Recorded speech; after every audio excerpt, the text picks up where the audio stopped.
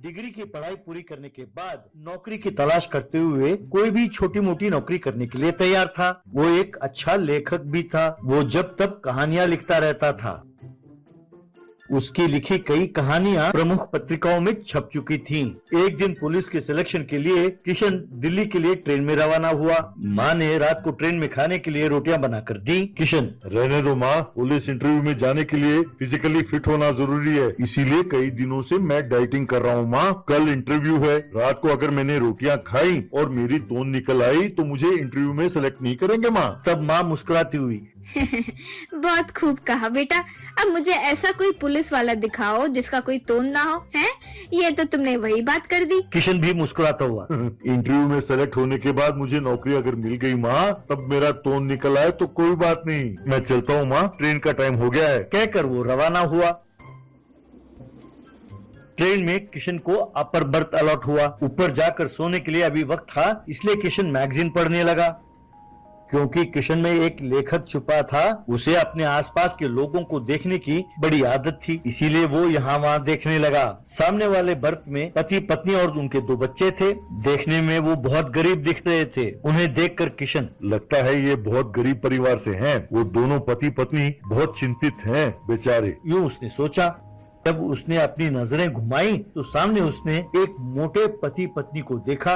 दोनों के हाथ में खाने की चीजें थीं। वो मोटा आदमी, अरे आजकल ये पॉपकॉर्न बेचते हैं, लेकिन मेरी नानी जो एकदम कोमल मक्का भुट्टा भून कर देती थी और उसमें नींबू निचोड़कर नमक मिर्च डालकर जो खिलाती थी, अरे वाह क्या स्वाद होता था। तब उसकी पत्नी, मेरी दादी जो साबूदाने की वड़िया बनाती थी, उसके सामने ये तो कुछ भी नहीं है। अरे ये फालतू के पॉपकॉर्न और कितना खाओगे? ये लो, ये लड्डू मेरी मम्मी ने बनाया है, अब इसे खाओ। कहकर उसने डब्बा खोला। तब पति, अब क्या तुम सिर्फ यही खिलाओगी, रोटियां नहीं लाई? पत्नी, पहले तुम ये लड्डू तो खाओ। मम्मी ने कहा था बार बार कि पहले तुम्हें ये खिलाऊं। मम्मी ने कहा था कि सारे लड्डू तू ही मत खा जाना। अपने पति को खाने से पहले कम से कम 6 लड्डू जरूर खिलाना। अब तुम खाओ भी। देख क्या रहे हो? बस मैं सिर्फ 10 लड्डू खाऊंगी। किशन, बाप रे, अपने पति के लिए इतना त्याग कर रही है। यूं सोचकर मुस्कुराने लगा। तभी वो गरीब बच्चे, माँ, हमें भूख लगी है माँ। तब माँ, अभी थोड़ी देर में एक स्टेशन आएगा बेटा, तब तुम्हारे डैडी जाकर कुछ खाने के लिए लेकर आएंगे। थोड़ी देर बाद गाड़ी एक स्टेशन में जा रुकी। वो गरीब पति उठकर कुछ लाने के लिए गया। ट्रेन चल पड़ी, लेकिन पति लौटा नहीं। पत्नी बेचैन होकर खिड़की से झांक कर देखने लगी। गाड़ी ने रफ्तार पकड़ा।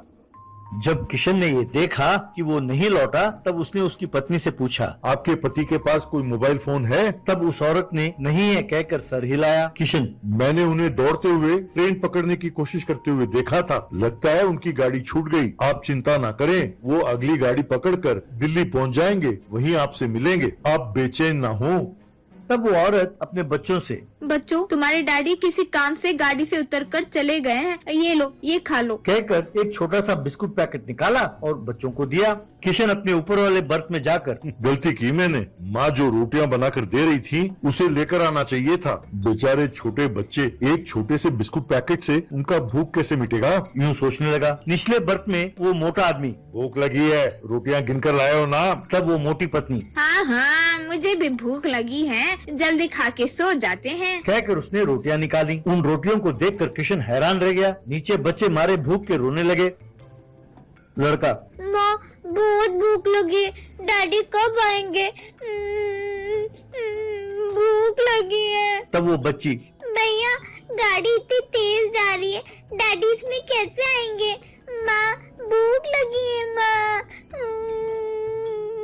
कहकर रोने लगे। ये देखकर किशन को बहुत दुख हुआ। तब माँ, मत रो बच्चों, आंखें मूंद कर कृष्ण भगवान से प्रार्थना करो कि डैडी जल्दी लौट आए। बच्चे भी आंखें मूंद कर भगवान को प्रार्थना करने लगे। वहाँ वो मोटे पति पत्नी प्लेट में रोटी को परोसने लगे। पति रोटी को खाने के लिए हाथ बढ़ाया तो उसकी पत्नी ने उसके हाथ पर मारा और कहने लगी, तुम्हें कितनी बार कहा है ना कि खाने से पहले आंखें मूंद कर कृष्ण भगवान को याद करना चाहिए। आंखें बंद करो। और हाँ, डॉक्टर का कहना याद है ना कि एक एक रोटी के बाद 1-1 मिनट का गैप देना जरूरी है। और माँ ने कहा था ना कि वो 1 मिनट भी बिना इधर उधर नजर दौड़ाए आंखें मूंद कर कृष्ण भगवान को याद करना चाहिए। बंद करो आंखें। इस तरह दोनों ने आंखें मूंद ली और कहने लगे, किशन कन्हैया आओ आओ रोटी खाओ, हम पर दया करो। कहकर प्रार्थना करने लगे।